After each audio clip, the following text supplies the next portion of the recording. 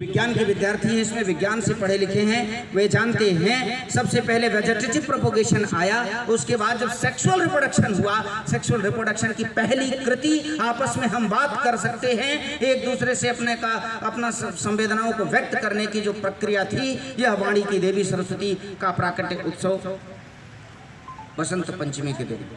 हमारा जो 6 ऋतुएं भगवान ने निर्धारित कर रखी, उन 6 ऋतुओं में जो वर्ष की अंतिम ऋतु होती है उसका भी प्रारंभ आज से ही होता है। बसंत ऋतु हमारी 6 ऋतुओं में से जो सबसे वर्ष की अंतिम ऋतु, कई जगहों पर वर्णन मिलता है नहीं ये पहली ऋतु है, नहीं, हमारा जो वर्ष प्रारंभ होता है चैत्र शुक्ल प्रतिपदा से, उस समय ग्रीष्म प्रारंभ, और अंतिम होता है कहाँ से? बसंत से। आज के दिन का पुराणों में न जाने कितना वर्णन है, इतिहास में भी बहुत वर्णन है। माँ सरस्वती के प्राकट्य उत्सव के ही दिन जब महाराज दशरथ के पुत्र नहीं हो रहे थे, तो इसी बसंत पंचमी के ही दिन उन्होंने जाकर के श्रृंगी ऋषि से प्रार्थना की थी और उन्होंने उन्हें पुत्र कामेश यज्ञ कराने का अनुमोदन कर दिया था, वचन दे दिया था। इसी के कारण से इस बसंत पंचमी को ऋषि पंचमी के नाम से भी जानते हैं। जो अवध क्षेत्र के लोग हैं वे सामान्यतः बसंत पंचमी को ऋषि पंचमी के नाम से भी जानते हैं। ऋषि पंचमी कहने का कारण केवल और केवल श्रृंगी ऋषि के अनुमोदन का दिन है। किस बात का अनुमोदन किया? महाराज दशरथ के लिए पुत्र कामेश यज्ञ करने के लिए। तब से अवधि क्षेत्र में एक परंपरा है और एक मान्यता है, अटूट मान्यता है, और जहाँ तक मैं समझता हूँ वह फलित भी होता है कि कोई भी व्यक्ति जो संतान विहीन हो, पुत्रहीन हो, यदि आज के दिन से भगवान सूर्य की उपासना आरंभ करता है तो उसे अवश्य ही पुत्र की प्राप्ति होती है। ऐसा मान्यता है। अवधि क्षेत्र में जो लोग अयोध्या क्षेत्र से संबंध रखते होंगे उनको इस बात की जानकारी होगी और करते भी होंगे। बसंत पंचमी के दिन बहुत ढेर सारी ऐसी कथाएं हैं जो कि अलग अलग समय पर अलग अलग क्षेत्र में अपना महत्व रखती है। बसंत पंचमी के ही दिन आपने कथा सुनी होगी, जब ये 5 पांडवों को अज्ञातवास हुआ तो उसमें एक किसी राक्षस के यहाँ पर इन लोगों का निमंत्रण धोखे से करा करके इनको पूरा समूल समाप्त कर देने की योजना बन गई थी। उसमें भीम ने बहुत बड़ी योजना बना डाली और उसको फिर राक्षस को उल्टा समाप्त कर दिया। उस राक्षस का ऐसा विधान था कि वो मनुष्यों को खा जाया करता था। उसमें से एक का न्योता एक दिन जब बाड़ी आई जिसके यहाँ लोग रुके हुए थे, कथा पूरी लंबी है, संक्षिप्त में ऐसे बटोर दे रहा हूँ। उसमें से जिस दिन उस राक्षस का वध किया भीम ने, वह भी बसंत पंचमी का ही दिन था। सबसे महत्वपूर्ण है क्या हमें करना चाहिए, क्या नहीं करना चाहिए, उसका उदाहरण हमें इतिहास से लेना चाहिए। इसमें संघ के बहुत वरिष्ठ कार्यकर्ता तमाम बैठे हैं। वीर हकीकत के बारे में तो जानते ही होंगे। वीर हकीकत हमारी कई जगहों पे, कई नगरों में वीर हकीकत शाखाएं भी लगती हैं वीर हकीकत के नाम से। वीर हकीकत का प्राणोत्सर्ग दिवस भी आज ही है। उससे गलत परंपरा एक हमारे समाज में, उसका हमें खंडन करना है। आज ही संकल्प लेकर के जाइए। वीर हकीकत वास्तव में जिस विद्यालय में पढ़ा करते थे उसमें उनके जो उस समय वहाँ मुस्लिम वो था आचार्य जो काजी बोलते, वो उस दिन एब्सेंट था, अनुपस्थित था।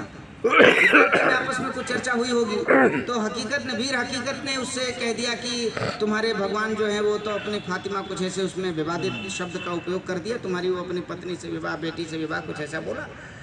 जब वो काजी साहब लौट के आए तो विद्यार्थियों ने शिकायत किया तो फिर ये बात वहाँ के राजघराने तक पहुँची। मुगल राजा ने उनसे कहा कि या तो इस्लाम स्वीकार करो, नहीं तो तुम्हारी सर कलम कर दिया जाएगा। उन्होंने कहा भारत माता की जय, हम तो इस्लाम स्वीकार नहीं करने वाले हैं। इस्लाम स्वीकार नहीं करने वाले हैं। बसंत पंचमी के ही दिन, जिस समय पूरे लाहौर के क्षेत्र में, वो जहाँ पे लाहौर का इलाका है वहीं के रहने वाले थे, पूरे लाहौर के क्षेत्र में बसंत पंचमी का उत्सव मनाया जाने का पूरा वातावरण बना हुआ था। उसी समय बगीचे के बीच में वीर हकीकत का सिर कलम करने का आदेश पारित हो गया। माँ भगवती की कृपा हुई, उस विद्यार्थी का सर कलम किया जाता है और संयोगवश, मायावश जो पढ़ा है वही जानते हैं, मैंने देखा नहीं है, उनका कटा हुआ सिर आसमान मार्ग से वह ऊपर चला गया, केवल धड़ जमीन पे बचा। तभी से ये मुसलमान लोग आज के दिन पतंग उड़ाने की परंपरा डाल दिए हैं और हम और आप भी पतंग उड़ा करके उसका रसास्वादन करते हैं, गलत करते हैं।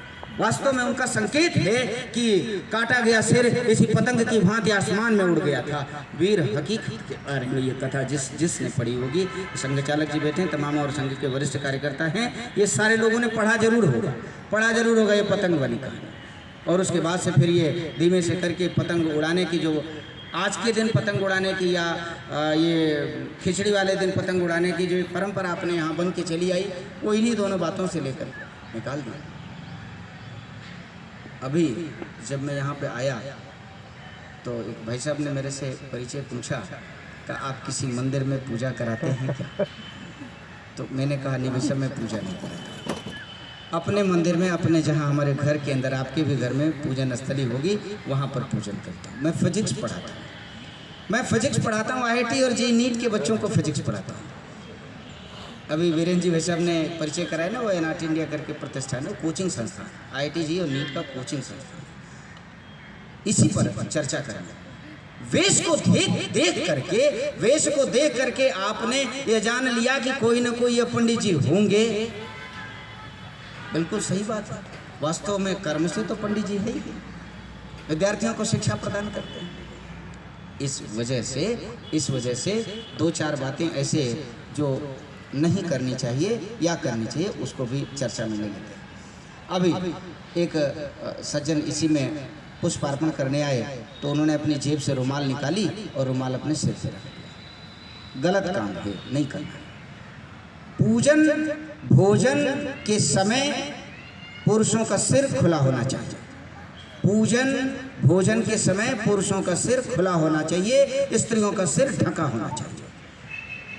सामान्य सी पुस्तक है, घर में सबके उपलब्ध है, गीता प्रेस की पुस्तक है, नित्य कर्म पूजा प्रकाश, लीजिए, अध्ययन कर डालिए ना, मजा आ जाएगा आपको। नित्य कर्म पूजा प्रकाश को पढ़िए। कई बार विवाहों के समय, तमाम ऐसे मांगलिक कार्यक्रमों में न जाने कितने जो किसी गुरु परंपरा से नहीं सीखे हैं, पंडित जी लोग भी उल्टा पलटा कराते रहते हैं, विवाद भी हो जाता है जब टोका जाए वहाँ पर। आप सारे वरिष्ठ जन हैं, आपको भी इसको ध्यान में रखना चाहिए। पूजन और भोजन के समय, किसी मांगलिक कार्य के समय पुरुष के सिर पर वस्त्र नहीं होना चाहिए, कंधे पर उपवस्त्र। हम इस साल हटाएंगे ना तो हमारे कंधे पर उपवस्त्र है। हमने धोती कुर्ता के साथ में गमछा भी ले रखा है, ये तो साल अपने ठंडक से बचने के लिए ओढ़ रखा है, लेकिन उपवस्त्र कंधे पर होना चाहिए। ठंडक अगर लग रही है तो सिर पर टोपी है, लेकिन पूजन के लिए हम सिर पर वस्त्र रखेंगे ऐसी कोई मान्यता नहीं। स्त्रियों के लिए उनका सिर पूजन के समय, भोजन के समय खुला नहीं होना चाहिए, जरूर ढका होना चाहिए। मलमूत्र त्याग करते समय सबका सिर ढका होना चाहिए, चाहे पुरुष हो चाहे स्त्री। मलमूत्र का त्याग करते समय चोटी बंधी होनी चाहिए। पुरुषों के सिर में चोटी होती है, जिनके सिर में चोटी नहीं है उनका वाक्क्षय होता रहता है, बहुत ज़्यादा बोलने पर उनका नुकसान होता रहता है। जो लोग बायोलॉजी के विद्यार्थी होंगे वो अच्छे तरीके से समझ सकते हैं। दो विज्ञान की चीज़ों को आपके सामने रखने का प्रयास करता हूँ, ध्यान से समझने की कोशिश करिएगा। पूरे सिर में चोटी नहीं रखते बच्चे, पूरे सिर में चोटी नहीं रखते। चोटी कहाँ रखते हैं? इस बच्चे को पकड़ के बताता हूँ, बहुत झटका रहा है। देखो ना, चोटी कहाँ रखते हैं? सिर ऐसे नीचे कर, ये देखो जहाँ पे बाल गोल गोल घूमता है ना, जहाँ बाल गोल गोल घूमता है ना, वहीं के बालों को थोड़ा छोड़ देते हैं, वह स्थान है चोटी का। पुरुषों के सिर में चोटी वहीं पर होना चाहिए। और ऐसी स्त्री जो बालिका है, अभी विवाह नहीं हुआ, उसका भी जो सिर बंधना चाहिए, बाल बंधना चाहिए, वहीं पर चोटी बंधना चाहिए। उसका वैज्ञानिक प्रमाण लेने का प्रयास करिएगा। हमारे शरीर में जो हम कुछ भी समझ पाते हैं, सुन पाते हैं, देख पाते हैं, बोल पाते हैं, इन सब का केंद्र है हमारा मस्तिष्क। हमारा मस्तिष्क बच्चे, हमारा मस्तिष्क केंद्र किसका है? बोलने का, सुनने का, गुस्सा करने का, सब चीज का केंद्र क्या है? मस्तिष्क, दिमाग। उस दिमाग का केंद्र कहाँ पाया जाता है? जो चोटी जहाँ रखी जाती उसी को छेद करके अंदर जाओगे ना, एक अंग मिलेगा जिसका नाम है प्राण वृक्ष। अंग्रेजी में कहते हैं अर्बरबिटी, हिंदी में कहते हैं प्राण वृक्ष। वो अर्बरबिटी, जो लोग बायोलॉजी के विद्यार्थी रहे होंगे वो जानते हैं, folding of sulci and Gayri. वहाँ पर वो इंटेलिजेंसी को डिसाइड करता है। इंटेलिजेंसी को डिसाइड करता है कौन? Folding of sulci and Gayri.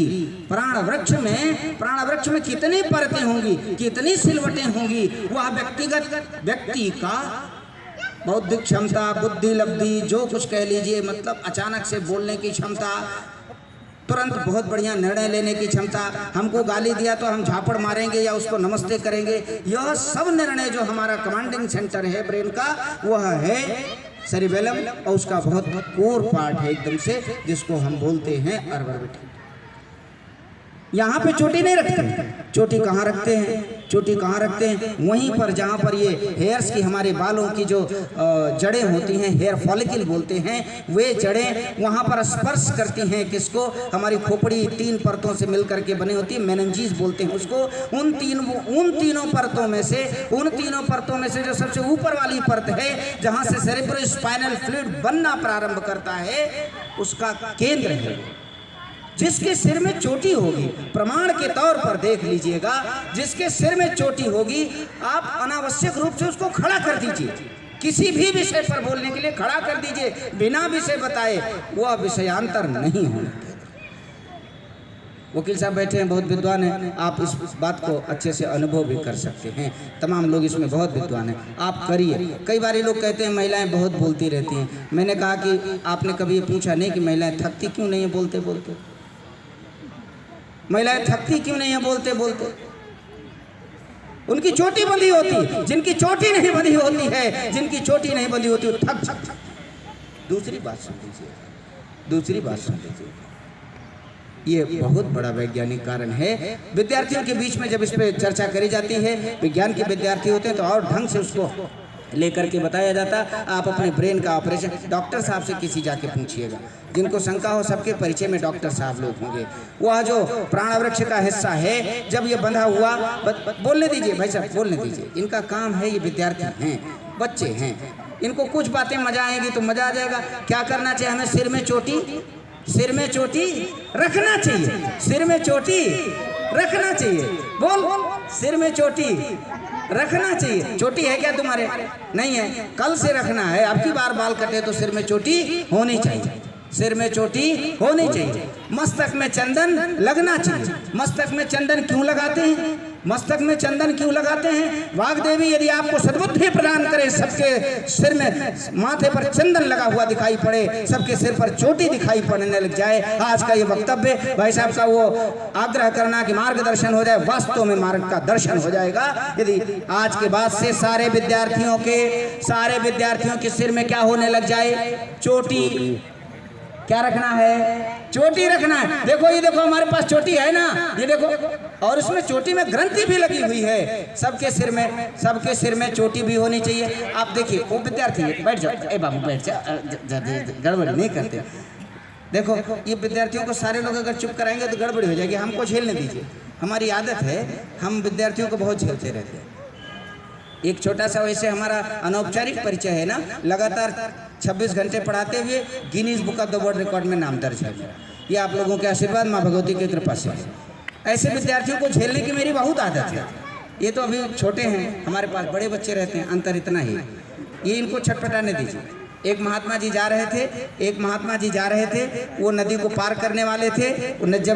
जब नदी को पार कर रहे थे तो उनका मन हो गया हम नहा लें। उस पुल के ऊपर से एक कोई लड़िया गुजर रही थी, उसमें से एक बिच्छू गिरा पानी में। वो महात्मा जी नहा रहे थे, बिच्छू को देख करके पानी में से बिच्छू को ढकेलते। अरे बाप, ये तो बिच्छू पानी से दुश्मनी होती, मर जाएगा। उसको बचाने की कोशिश करते, बाहर उलाचते, और वो डंक मारता, फिर उलाचते, फिर डंक मारता। धीमे धीमे करके महात्मा जी उसको, बिच्छू को पानी से बाहर ले आए। लेकिन महात्मा जी अब बेहोश हो गए। जब उनको होश आई, लोगों ने उपक्रम किया, महात्मा जी को जब होश आई तो पूछा भैया बिच्छू काहे हाथ से पकड़ रहे थे? तो कहीं इसका काम था, ये अपना काम कर रही थी, बिच्छू डंक मार रही थी, मेरा कर्तव्य था मैं इसके प्राणों की रक्षा करूं, मैं अपना काम कर रहा था। दोनों लोग अपना अपना काम कर रहे थे। विद्यार्थी हैं, बालक हैं, हम भी कभी ऐसे रहे होंगे, बिल्कुल व्यवधान करते रहे होंगे, और छोटे बच्चे हैं, ऐसे परिवार से हैं जहाँ पे इस तरीके का संस्कार नहीं, धीमे धीमे सीखेंगे। हाँ बिल्कुल, बहुत अच्छी बात है। अब की बार अभी तुम्हें को खड़ा करके भारत माता की जय बुलवाएंगे, नहीं तो आप बैठे रहो। हम चर्चा कर रहे थे कि हमें क्या करना चाहिए, क्या नहीं करना चाहिए। उसमें से हमने आपसे निवेदन किया कि आपके सिर में चोटी होनी चाहिए, चोटी बंधी होनी चाहिए, मस्तक में चंदन लगा होना चाहिए, मस्तक में चंदन लगा होना चाहिए। अगर चंदन नहीं है उपलब्ध तो नहाने के बाद पानी को हाथ में लीजिए, बाएं हाथ में लीजिए, भगवान विष्णु को समर्पित करिए, और वह आपके हाथ में रखा हुआ पानी जल बन करके, पवित्र जल बन करके मलयागिर की तरीके से आपके मस्तक में धारण होगा। लेकिन आपको चंदन लगाना ही चाहिए। उसका कारण आज्ञा चक्र को जागृत करने का मार्ग है। ये जो बात अभी बता गए ना, लगातार 26 घंटे पढ़ाना, ये सामान्य बात नहीं थी। 26 घंटे कोई भी पढ़ा सकता है, जिसको जानकारी वो कोई भी बैठा रह सकता है, काम कर सकता है, लेकिन पढ़ाने के लिए विषय होना चाहिए ना। लगातार 26 घंटे, 31.5 घंटे जो अध्यापन करते होंगे वकील साहब, एक केस लगता होगा, रात भर पढ़ते होंगे, अगले दिन जाकर के बाँचते होंगे, लेकिन पूरा एक लगातार 31.5 घंटे तक विषयांतर न होने पाए। वो बोलने के लिए यदि कुछ करना है तो इन योगिक क्रियाओं को अपने जीवन में धारण करना पड़ेगा। ऐसे में हमें अपने मस्तक में चंदन जरूर लगाना चाहिए। सुबह में प्रातः काल उठें, कितने बजे उठें, कितने बजे सोएं, इसका भी ध्यान रखना है। माँ सरस्वती का जब प्राकट्य हुआ, इन्होंने जैसे ही ये प्रकट हुई, इनके वीणा से जो आवाज़ निकली, ध्वनि निकली, सरसराहट की आवाज़ निकली, वाग देवी थी, जो सरसराहट की आवाज़ निकली, उसी से रस का अनुभव हुआ। विद्यार्थी अब तुम ज़्यादा गड़बड़ कर रहे हो, ए बच्चे ज़्यादा गड़बड़ कर रहे हो ना, अब चुप, अब यहाँ लग बैठो, चलो तुम यहाँ के बैठो, उठो वहाँ से, यहाँ बैठो, सबसे ज़्यादा डिस्टर्ब बैठ जाओ यहाँ पे। अब एकदम आगे बैठे रहे। अब बात ध्यान से सुनना। अब पूछूंगा अभी मैंने क्या क्या बताया है, नहीं बता पाएंगे तब फिर ध्यान से सुनो। वो देखो पीछे वाले बच्चे सब ध्यान से सुनते हैं और तुम दो जन एकदम नेता बने। गड़बड़ बात है, ध्यान देना। माँ सरस्वती आज ही पैदा हुई थी, माँ सरस्वती आज पैदा हुई थी। इनसे जो मांगोगे आज के दिन वो मिल जाएगा। बस खाली ध्यान देना होगा, हाथ ऐसे जोड़ो और यही वाला चित्र माता जी का अपने मन में रखो, यहाँ मस्तक में रखो, जहाँ ध्यान लगाते हैं, जहाँ चंदन लगा हुआ, और ध्यान करके और माता जी से जो मांगो, ब्राह्मणस्य वचनम मिथ्या न भवेत्, जो कह रहा हूँ सत्य होगा, ब्रह्म वाक्य सिद्ध होगा, मांग लोगे मिल जाएगा, है ना। एकदम विद्यार्थी जीवन में कोई चीज़ की कमी नहीं होने पाएगी, है ना। हाँ एकदम बस ध्यान से बैठना। माँ सरस्वती का प्राकट्य हुआ, उनकी वीणा से आवाज निकली, ध्वनि निकली, वाग देवी थी, सरसराहट की आवाज निकली, सरस्वती नाम पड़ गया। आगे चल करके चूंकि ये वाणी की देवी थी, इस नाते से वाणी से ही संगीत, सुर, वो जो सातों सुर निकले, सा रे गा मा पा धा नी सा, उसी में से वो ऑक्टेव, वो यूनिजन, वो पूरी चीज बनाने का काम माँ सरस्वती ने किया। हम पढ़ेंगे कैसे? वेद प्रकट किया भगवान ब्रह्मा ने जब फिर से सृष्टि प्रारंभ मास का यानी चैत्र शुक्ल प्रतिपदा आई तो माह भर का उन्होंने व्रत किया। चैत्र शुक्ल प्रतिपदा से लेकर के वैशाख अमावस्या तक भगवान ब्रह्मा ने व्रत किया। उस व्रत के फलस्वरूप 4 वेद प्रकट हुए। जब 4 वेद प्रकट हुए, उन वेदों को वेद शरीर में आए, शरीर के रूप में ऐसे प्रकट हुए जैसे मनुष्य की शरीर होती है। भगवान ब्रह्मा ने आग्रह किया था, मन में संकल्प किया था कि कोई ऐसी चीज निकले जो हमने जीव बनाए हैं, जो हमने योनिजा सृष्टि बना दी है, इनको जीवन जीने की कला सिखाए। ये कैसे जिया जाए, कैसे उठा जाए, कैसे खाया जाए, पिया जाए, उठा चला जाए, बोला जाए, सोया जाए, हर चीज की प्रक्रिया बताने का काम के लिए उन्होंने संकल्प किया, अनुभव किया। उसके लिए महावर व्रत करने के बाद प्रकट हुए 4 वेद।